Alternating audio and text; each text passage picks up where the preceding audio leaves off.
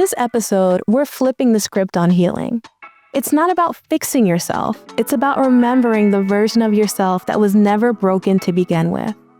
The world teaches us to look outside of ourselves for the solution. But the truth? You are the medicine. Let's go underground.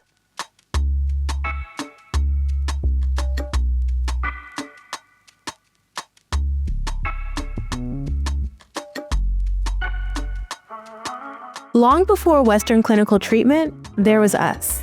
Welcome to the Healing Underground, a sacred space where we remember what we've always known, reclaim what we've always had, and rise in all the ways that heal. I'm Ashley Edwards, a mental health innovator, founder of Mind Right Health, and initiated E11 in the West African spiritual tradition of Ifa.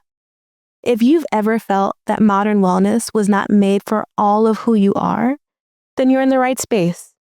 But remember, this podcast is not a lecture, it's a meditation. Let's begin. So what does it mean when we say you are the medicine?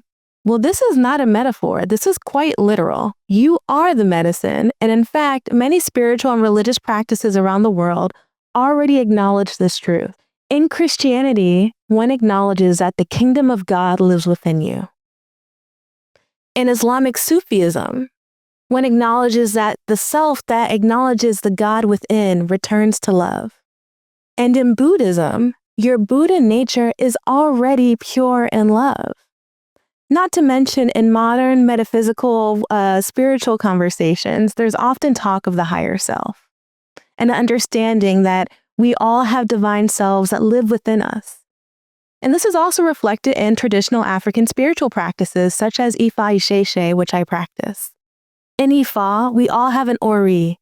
Ori translates to your head, and it represents your higher self. So yes, even thousands of years before colonization, before the current talk about higher selves, indigenous communities in Africa have always known that we are divine. And not only is the Ori important, your higher self important in these practices, and in Ifa, we understand that your higher self, your Ori, it must be honored, it must be worshipped, and it must be cherished. And it is you. And when we understand these truths, we then begin to understand that we no longer have to seek external validation or permission to heal. In fact, we already have the blueprints inside of us. So what makes us forget that we are the medicine? Well, colonialism made us kneel before foreign gods. Capitalism makes us buy back what is already ours. And patriarchy and sexism often tell us to shrink ourselves so that we can feel lovable and valued. These are not just economic or social or political systems. These are also strategies so that we forget our divine selves and the fact that we have God, source, higher power, whatever you choose to call it, existing within us.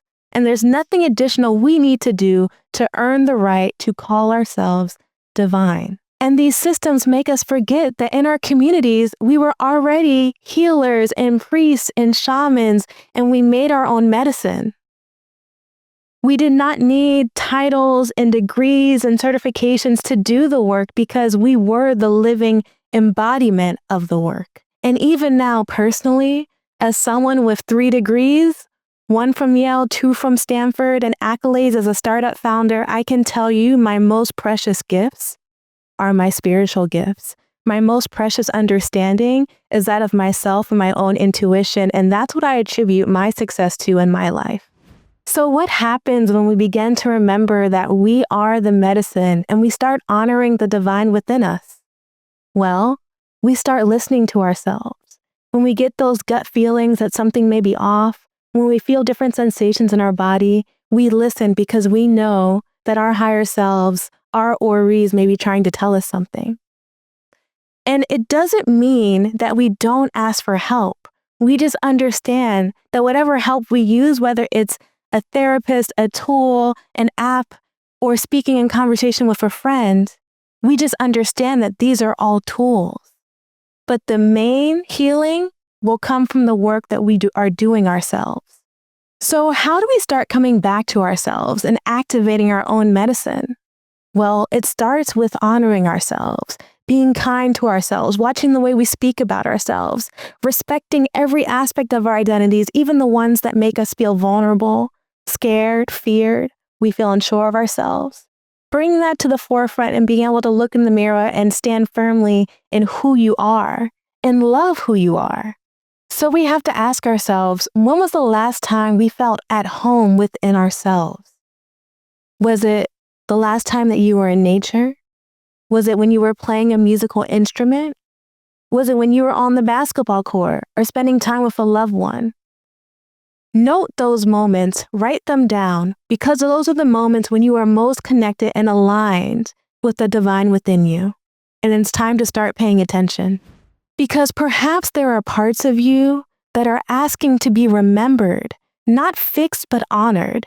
And all we have to do is listen to ourselves and be our own medicine. Thank you for going underground with me. The journey doesn't stop here. If you like some extra support along the way, explore my free guided meditations. Or if you're ready to have someone walk beside you on this path, visit MindRight and start your healing journey today. May your healing be sovereign, may it be sacred, and may it be yours.